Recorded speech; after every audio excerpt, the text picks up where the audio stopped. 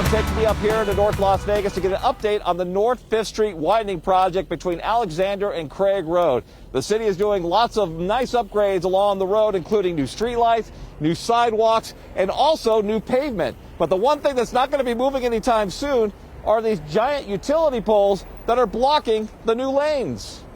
You're going to see new streetlights coming in, new utility lines going under the ground, storm drains that are being tied into the system as well as that's all shifted. So really, it's a major project, but they're trying to get it done as quickly as possible. The unusual and rather bizarre sight of utility poles and traffic lanes along North 5th Street has caught the attention of drivers and cyclists wondering why large utility poles were left in the middle of the street. Has North 5th Street become the ultimate obstacle course for drivers? I reached out to the city of North Las Vegas, and they sent a statement saying, quote, there was a delay in having the poles removed, so instead of holding up the project, work was done around it.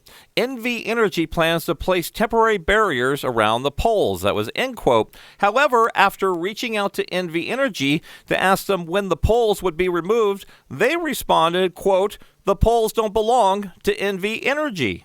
This is, a temporary inconvenience, and we recognize it is inconvenient to deal with road construction, but, we have several good north-south alternatives. Those alternative routes include Commerce, Revere, or Losee roads, all of which don't have utility poles in traffic lanes. After reaching out to NV Energy and learning the poles do not belong to them, I once again reached out to the city of North Las Vegas to find out who owns these mysterious poles, but I never heard back from the city by the deadline for this story, leaving us with a bit of a soap opera cliffhanger, wondering who owns the poles and when will the poles finally get removed off of North 5th Street.